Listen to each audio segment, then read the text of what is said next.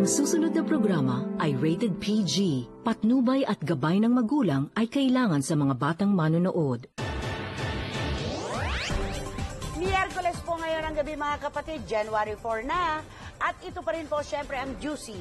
At magkakasama kami ni na Icy Mendoza, Gladys Reyes, magpa-party, Shalala, at ang aming prinsesa Alex Gonzaga.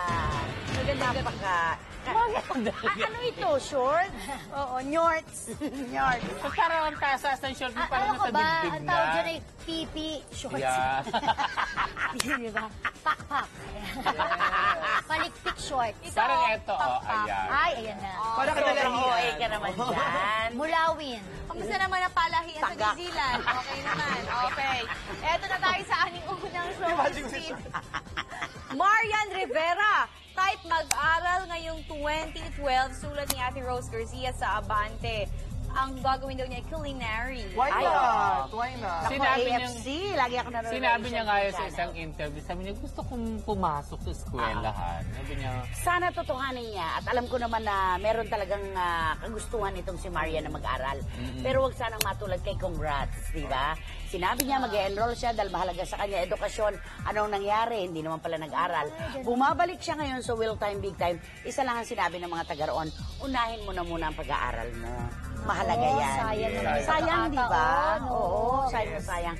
So si Marian, magiging chef. pero ito na, paano yung gagawin yun? Meron silang may beloved ni Dina. Kaya naman pag Di araw-araw. Pag gusto, may paraan. Pag ayaw, may magagawa dahilan. ng paraan. Alam mo, meron once a week lang. Like si Christopher Nay, nag-aaral siya ng culinary. So, meron Ako once a week, nag-culinary ako for a while, pero crash course lang. Hindi naman siya 4 Ayun, years. yun. Parang, ito ba full course talaga? Full course magagawin ni Gusto Marian. niya eh. Gusto Yung niya. crash course kasi na Uso kinuha ko, ngayon niya. ano na siya, once a week. Di ba sila Mr. Fu na ganyan din? Kami, At di ba? at maaaring ang pag-aaral niya ito ay preparasyon na sa paglagay nila sa tahimik Yun ni na nga. Dingdong. Yes. Oo, Pwede ay, siya di ba? maraming possibilities kasi mali mo, pwede rin siya magtayo ng restaurant. Kaya-kaya naman niya. Yes, Marian na siya. Gusto niya daw kasi matuto ng iba't ibang putahe. Okay. Marian's Siguro Catering. nga, no? Oo, pwede. Okay, heto na po mga kapatid ang pagkakataon para silipin po natin ang mga kontrobersiya sa ating bigating Express Pasabog. Express Pasabog Top 5. Iza Calzado, kapamilya na?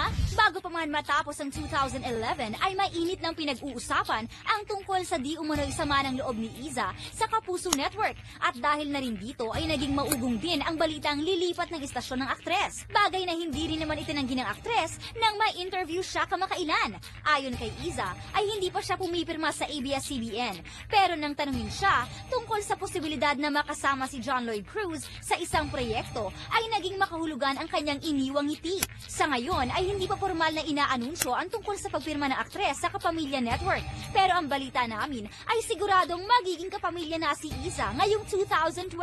Express Pasabog Top 4. Team song ng drama seryeng Valiente. Si Bossing Vic Soto muli ang kakanta. Maganda ang naging pagtatapos ng taong 2011 para kay Bossing Vic dahil bukod sa box office hit movie na Enteng ng Ina Mo, ay isang munting anghel pa ang dumating sa pamilya nila. At ito ay ang apong si Andrea Bliss Soto. Pero hindi pa doon natatapos ang pagbuhos ng blessing sa pamilya Soto dahil ang hit drama series na pag-aari ng tape production ay muling bubuhayin ng TV5.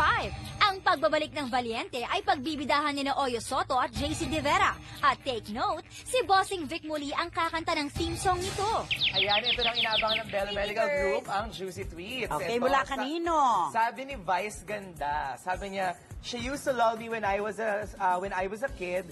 Now it's her turn to rest. Sleep tight, mama. Kasi sumakabilang buhay ang kanyang dakilang lola. And Ni mahal na mahal Vice. yun ni Vice. At lagi naman laman ng Twitter account niya yan dati pa, di ba? So, nakikiramay tayo. Lola at, niya ito. Condolence, Vice. Condolence. Nakikiramay. Lagi may kapalit, ano? Pinagpatayuan niya pati Nagtagumpay ng siya, bahay eh. tapos may kapalit, di ba? Oo, Pero- pinagpatayuan niya ng bahay na ang ganda-ganda. Pero na alam mo, nakakatuwa doon. Bago na mahinga si Mamang, nakita niya yung success, di ba? Oo, yun ang pinakamahalaga doon. Nangangarap ang apo niya, tapos nakita niya yung Sobrang success. pagkatupad. Sinabihan na daw sila ng doktor na baka hindi na tumagal si Mamang. Tapos sabi niya daw, Mang, hintayin mo lang ako. May show lang ako sa Amerika. Ay, hintayin mo ako. Pagbalik niya nga daw dito, sinabi niya, kahit na masakit sa kanya, umiiyak siya, sabi gano'n, mga alam ko, napapagod ka na. Nandito na ako, sabi gano'n. Pinabayaan niya. Ayoko lang kasi yung wala ako, aalis ka. Gusto ko nandito. Napakaganda, okay. Ganda. At ang aking baon naman ay isang malungkot na pangyayari sa pagitan ni na Kuya Ipe Salvador at Jan Regala. Pareho silang nominated sa Asyong Salonga bilang Best Supporting Actor. Yes. At sa isang panahon, ang akala ng lahat ang mananalo ay si Kuya Ipe, ang dineklarang panalo ng MMFF ay si Jan Regala. Nag-guest nung Sunday ng hapon sa paparazzi si Kuya Ipe. Meron siyang binanggit na misunderstood lang si Jan Regala pero mabuti siyang tao. Sinabi rin niya na hayaan na natin ito kay Jan, mas kailangan niya ito. Nag-text sa akin si Jan pagkatapos ng interview ko kay Ipe at gusto kong ibahagi sa ating manonood. Happy New Year, Tita Christy. Napanood ko po ang paparazzi kanina na ini-interview niyo si Ipe. Walang kuya ito Ipe. Medyo nasaktan lang po ako sa sinabi niya na hayaan na natin kay Jan Regala ang award, mas kailangan niya yon. Tita, kung inaakala ko po na hindi sa akin karapat-dapat ang award, hindi ko po ito kukunin. May delikadesa po ako.